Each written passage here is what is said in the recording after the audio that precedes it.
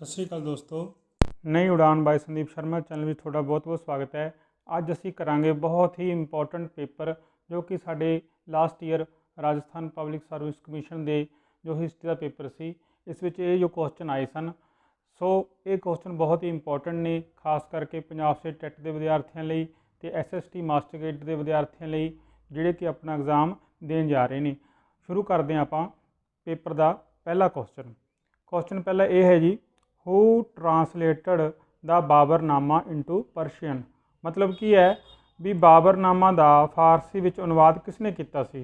तो साडे कोल इत्थे ऑप्शन है मुल्ला 2 अबुल फजल, ऑप्शन 3 है बदायूनी, ऑप्शन 4 है अब्दुल रहीम खाने खाना। तो इसका करैक्ट आंसर की आएगा जी, अब्दुल रहीम खाने खाना ने इसका फारसी विच अनुवाद किया सी।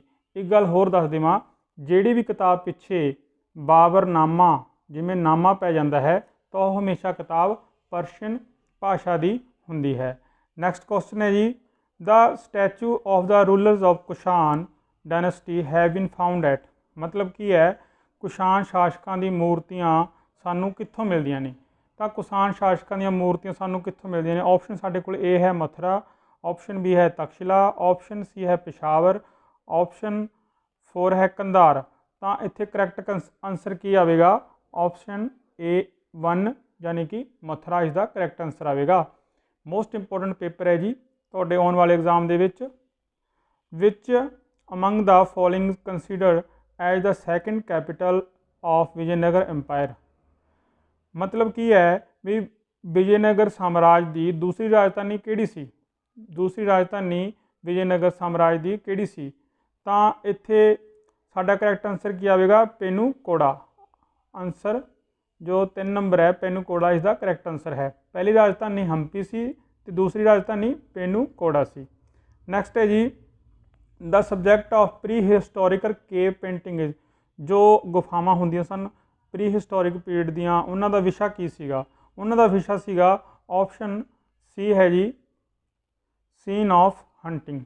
सीन ऑफ हंटिंग उन्हां दा विशा हुंदा सी, मतलब शिकार का दृश्य उन्हां दा विशा हुंदा सी। सो नैक्सट क्वेश्चन करते हैं जी, the UNO chartered was draft in. जो UNO का चार्टर्ड सीगा वो कित्थे तैयार किया गया सी? ऑप्शन पहली है जी मास्को कॉन्फ्रेंस, ऑप्शन बी है जी याल्टा कॉन्फ्रेंस, ऑप्शन 3 है जी तहरीन कॉन्फ्रेंस, ऑप्शन 4 है जी सान फ्रांसिस्को कॉन्फ्रेंस। तो इसका करैक्ट आंसर है जी सान फ्रांसिस्को कॉन्फ्रेंस। ठीक है जी, UNO का चार्ट इस जगह उत्ते ही बनाया गया सी। सो नैक्सट करते हैं जी, which of the following statement is not correct about the Harappa culture. Harappa culture बारे किहड़ी स्टेटमेंट गलत है? ठीक है जी, तो the Saraswati valley region of the Harappa culture is greater in extent than its Indus valley region. मतलब कि हड़प्पा जो संस्कृति है वो सरस्वती घाटी के खेत्र नालों वड्डी सी। बिल्कुल सही है। अगला है जी, temples have been found from several area of Harappa culture.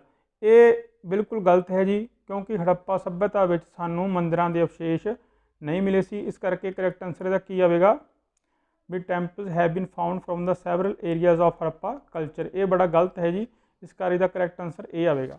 Next है जी, which is not correctly matched. Book का नाम है, इधर आउथर का नेम है। सो बुक पहली है जी अमर जीवन, लिखी किने? बेबी हालधर ने। श्री धर्म विचार, श्री माफ़ करना स्त्री धर्म विचार, ये लिखी सी राम चड्डा ने। गुलामगिरी लिखी सी ज्योतिबा फूले ने। तो दुर्गेश नंदनी लिखी सी बंकम चंद्र चैटर्जी ने। सो इस विचों आपां ये देखना है which is not correctly matched. Which is not correctly matched मतलब इन्हां चों किताब किहदी मैच नहीं करती। सो ये है जी साडी ऑप्शन पहला अमर जीवन, क्योंकि जो स्त्री धर्म विचार है वो राम चड्डा ने लिखी सी, गुलामगिरी लिखी सी ज्योतिबा फूले ने, तो दुर्गेश नंदनी लिखी सी बंकम चंद्र चैटर्जी ने। ठीक है जी, ये बहुत ही इंपॉर्टेंट क्वेश्चन ने। अगला करते हैं जी,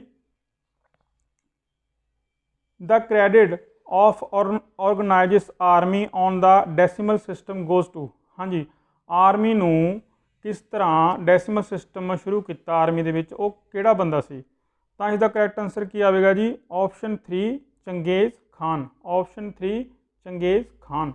नैक्सट है जी,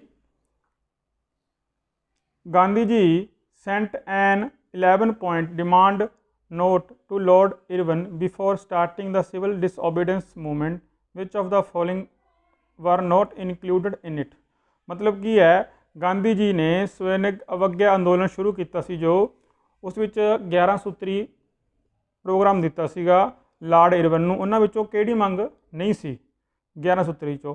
पहली सी जी 50% reduction in land revenue and abolition of the salt tax. बिल्कुल सही, ये हैगी सी जी मंग गांधी जी की। अगे जी lowering of the rupee and sterling exchange rate, मतलब कि रुपए तो स्टैरलिंग की जो एक्सचेंज रेट है उन्होंने बराबर करना। बिल्कुल सही है जी। अगे है जी third 50% cut in military expenditure and expenditure on the civil administration, मतलब कि सैन्य ते नागरिक प्रशासन के विच खर्चे विच कमी करना। बिल्कुल सही है जी। ये पहले 3 सही ने। तो चौथा है amnesty to Bhagat Singh and Batukeshwar Dutt, ये बिल्कुल गलत है जी।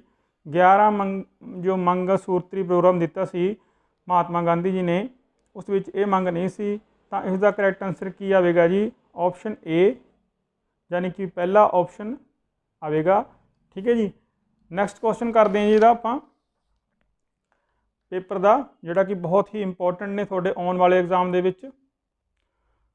इन which country did the religion reformation movement began, किहड़े देश विच धार्मिक सुधार अंदोलन चलिया सी? देखो जी, ऑप्शन ए है जी फ्रांस, ऑप्शन बी है जी इटली, ऑप्शन सी है जी जर्मनी, ऑप्शन 4 है जी स्पेन। तो इसका करैक्ट आंसर आएगा ऑप्शन 3 आएगा जी, जर्मनी दे विच। ठीक है जी, क्योंकि मार्टिन लूथर जर्मनी का ही एक सुधार अपना धर्म सुधारक सीगा। नैक्सट है जी, विच इंसेंट umpire was spread over 3 continents, वो किहड़ा अंपायर है जो 3 महाद्वीपों तक फैला होया सी? तो इसका करैक्ट आंसर की आएगा जी? ऑप्शन पहला रोमन अंपायर। रोमन अंपायर जो सीगा वो 3 महाद्वीपों विच फैलिया होया सी। नैक्सट है जी, who among the following member of the constitution assembly was a follower of communist ideology, मतलब कि है जो कम्यूनिस्ट आइडियोलॉजी नाल कौन संबंध रखता सी, जिहड़ा कि विधान जो साडा संविधान सभा बनी सी उहदा मैंबर भी सी? तो उसका करैक्ट आंसर की है जी? ऑप्शन 4 है जी, सोमनाथ लहरी। सोमनाथ लहरी कम्यूनिस्ट आइडियोलॉजी नाल संबंध रखते सी। ठीक है जी। नैक्सट है जी, officer who in the region of Akbar, Akbar के समय जोड़ा ऑफिसर सी was responsible for both assessment and collection of red land revenue, मतलब की है वसूली का काम अकबर के समय किहड़ा व्यक्ति करता सी? ऑप्शन पहला है जी साडे कोल करोड़ी, ऑप्शन दूजा है जी कारकुन, ऑप्शन तीजा है जी कानगो, ऑप्शन चौथा है जी पटवारी। तो इसका करैक्ट आंसर की है जी? ऑप्शन पहला करोड़ी। करोड़ी नाम का व्यक्ति अकबर के राजकाल विच जो साडा भूमिकर सी वो इकट्ठा करदा सी।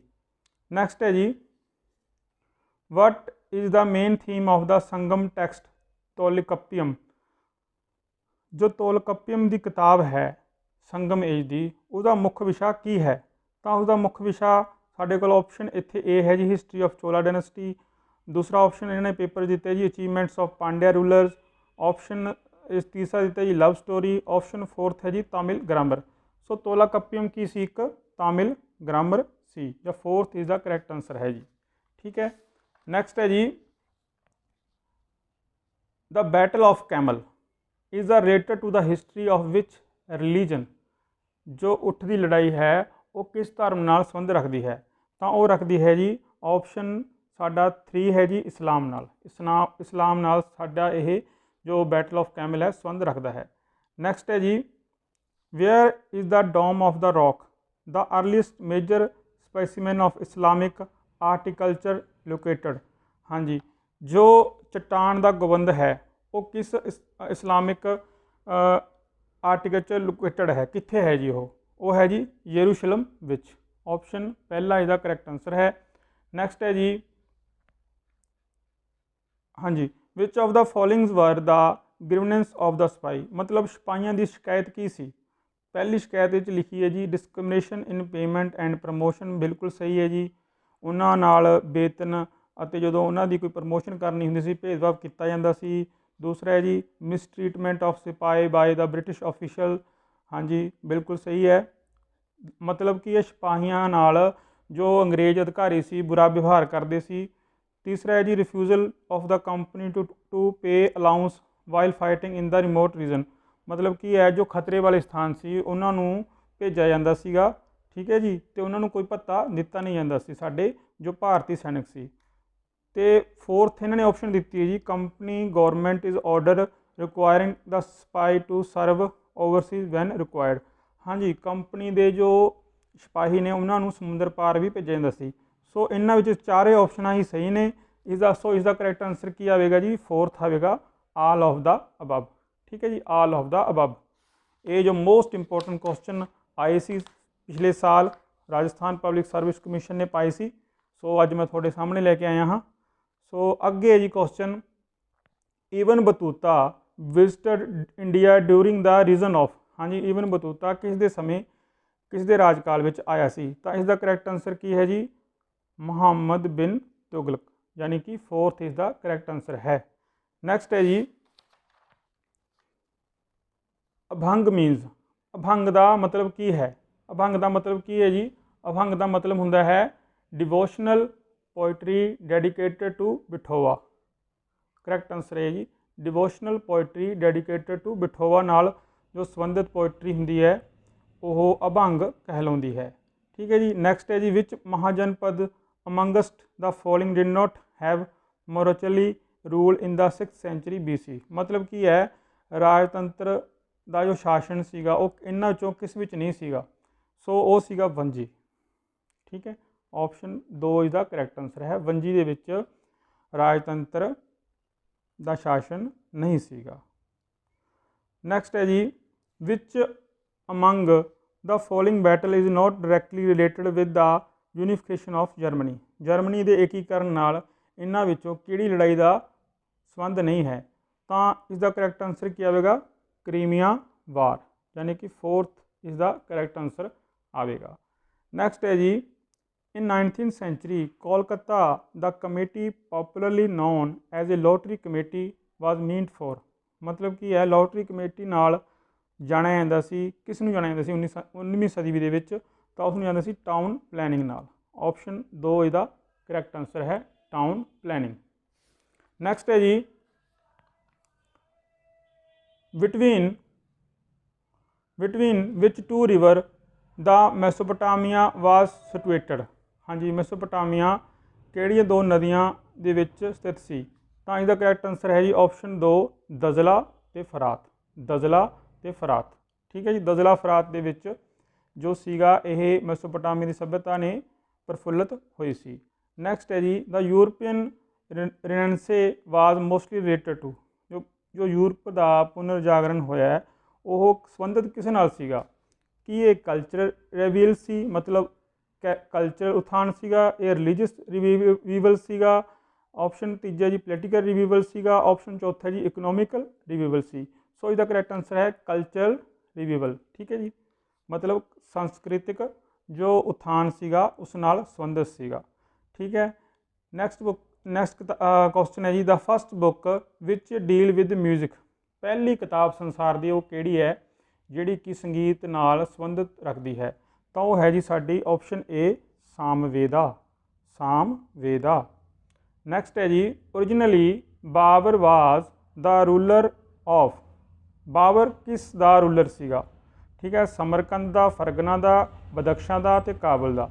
इसका करैक्ट आंसर की है जी, इसका करैक्ट आंसर है ऑप्शन 2 फरगना का, ठीक है जी। फरगना एक काबुल की रियासत है, उसका यह शासक सीगा। नैक्सट क्वेश्चन करते हैं जी आपां, according to Buddha nirvana can be attained by, ਜੋ ਬੁੱਧ ਦੇ ਅਨੁਸਾਰ ਤੁਸੀਂ ਨਿਰਵਾਣ ਕਿਸ ਤਰ੍ਹਾਂ ਪ੍ਰਾਪਤ ਕਰ ਸਕਦੇ ਹੋ? ਤਾਂ ਇਸ ਦਾ ਕਰੈਕਟ ਆਂਸਰ ਹੈ ਜੀ ਫੋਰਥ ਫੋਲਿੰਗ 8 ਫੋਲਡ ਪਾਥ। ਮਤਲਬ ਕਿ ਜੋ ਅਸ਼ਟ ਮਾਰਗ ਹੈ ਉਸ ਦਾ ਅਨੁਸਰਨ ਕਰਕੇ ਤੁਸੀਂ ਨਿਰਮਾਣ ਦੀ ਪ੍ਰਾਪਤੀ ਕਰ ਸਕਦੇ ਹੋ। ਨੈਕਸਟ ਹੈ ਜੀ the first Turkish sultan who introduce Arabian coin in India. ਉਹ ਪਹਿਲਾ ਤੁਰਕ ਸੁਲਤਾਨ ਕੌਣ ਸੀ ਜਿਸ ਨੇ ਭਾਰਤ ਵਿੱਚ ਅਰਬੀ ਸਿੱਕੇ ਜਾਰੀ ਕੀਤੇ? ਠੀਕ ਹੈ ਜੀ, ਕੁਐਸਚਨ ਬੜਾ ਹੀ ਇੰਟਰਸਟਿੰਗ ਹੈ। ਕੋਈ ਵੀ ਕੁਐਸਚਨ ਹੈ ਤੁਸੀਂ ਉਹਨੂੰ 2-3 ਵਾਰ ਪੜ੍ਹੋਗੇ ਤੁਹਾਨੂੰ ਫਿਰ ਸਮਝ ਆਉਣੀ ਹੈ। ਠੀਕ ਹੈ ਜੀ, ਚਾਹੇ ਪੇਪਰ ਤੁਸੀਂ PCS ਦਾ ਦੇ ਰਹੇ ਹੋ, ਚਾਹੇ ਤੁਸੀਂ IAS ਦਾ ਦੇ ਰਹੇ ਹੋ, ਚਾਹੇ ਤੁਸੀਂ CTET ਦਾ ਦੇ ਰਹੇ ਹੋ। ਸੋ ਦੇਖੋ ਦ ਫਸਟ ਤੁਰਕ ਸੁਲਤਾਨ, ਤੁਰਕ ਦਾ ਜੋ ਸੁਲਤਾਨ ਸੀ ਉਹ ਕੌਣ ਸੀਗਾ ਜਿਹੜਾ ਕਿ ਜਿਸ ਨੇ ਕਿ ਅਰਬੀ ਸਿੱਕੇ ਜਾਰੀ ਕੀਤੇ ਸੀ? ਤਾਂ ਉਹਦਾ ਕਰੈਕਟ ਆਂਸਰ ਕੀ ਹੈ ਜੀ ਇਲਤੁਤਮਿਸ਼। ਇਲਤੁਤਮਿਸ਼ ਸੀਗਾ ਉਹ ਅਰਬੀ ਸੁਲਤਾਨ, ਉਹ ਤੁਰਕ ਸੁਲਤਾਨ ਜਿਸ ਨੇ ਕਿ ਅਰਬੀ ਦੇ ਸਿੱਕੇ ਜਾਰੀ ਕੀਤੇ ਸੀ। ਨੈਕਸਟ ਹੈ ਜੀ the act civil constitutions of Calgary was passed by. ਇਹ ਸੀਗਾ ਜੀ ਆਪਸ਼ਨ A ਨੈਸ਼ਨਲ ਅਸੈਂਬਲੀ ਦੁਆਰਾ ਇਹਨੂੰ ਪਾਸ ਕੀਤਾ ਗਿਆ ਸੀ ਫਰਾਂਸ ਦੇ ਵਿੱਚ। ਠੀਕ ਹੈ। ਨੈਕਸਟ ਹੈ ਜੀ the doctrine of separation of power was propound by. ਹਾਂਜੀ, ਸ਼ਕਤੀਆਂ ਦਾ ਵਿਕੇਂਦਰੀਕਰਨ ਦੀ ਜੋ ਸਾਨੂੰ ਸੋਚ ਹੈ ਜਾਂ ਸਿਧਾਂਤ ਆ ਉਹ ਕਿਸ ਨੇ ਦਿੱਤਾ ਸੀ?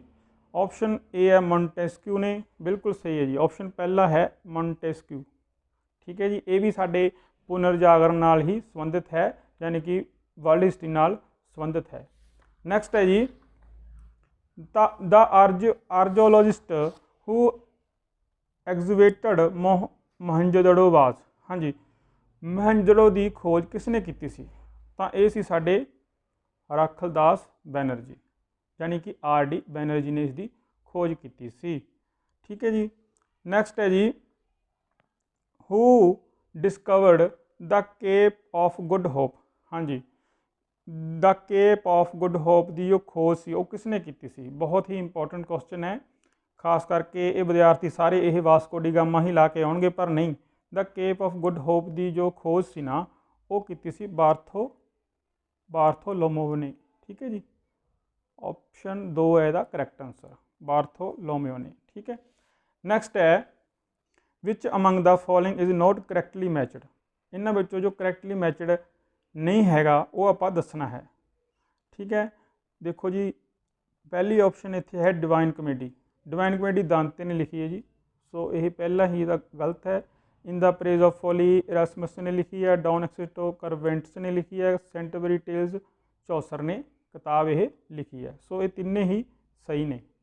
ਨੈਕਸਟ ਹੈ ਜੀ name of the ashram which was established by Gandhi ji near Ahmedabad. ਉਸ ਆਸ਼ਰਮ ਦਾ ਨਾਮ ਦੱਸੋ ਜਿਹੜਾ ਕਿ ਗਾਂਧੀ ਜੀ ਨੇ ਅਹਿਮਦਾਬਾਦ ਦੇ ਨਜ਼ਦੀਕ ਬਣਾਇਆ ਸੀ?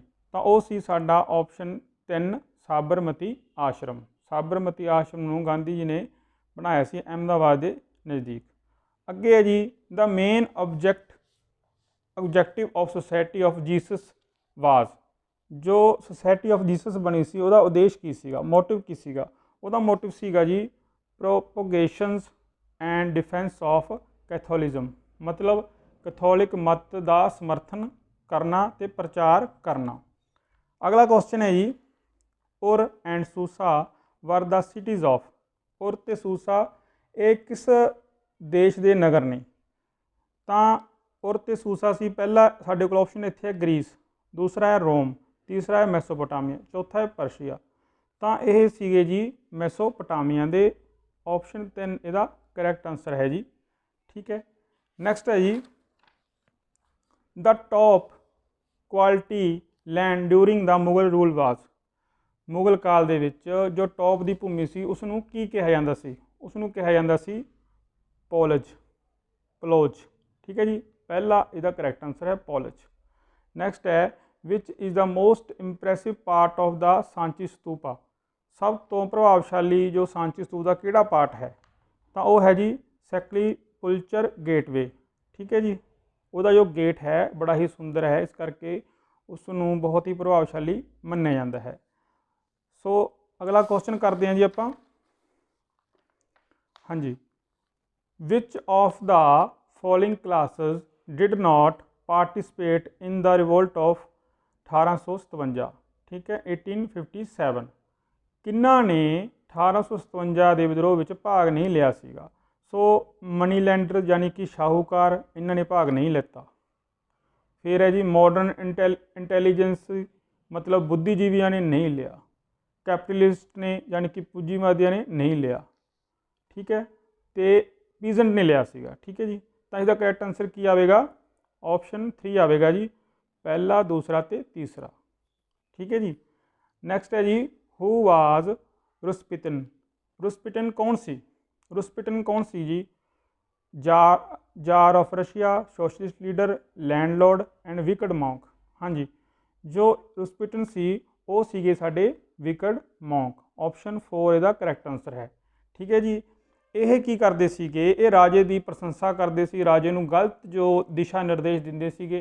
सो इसे करके इन्होंने विकड मॉन्क कहा जाता है। ठीक है जी।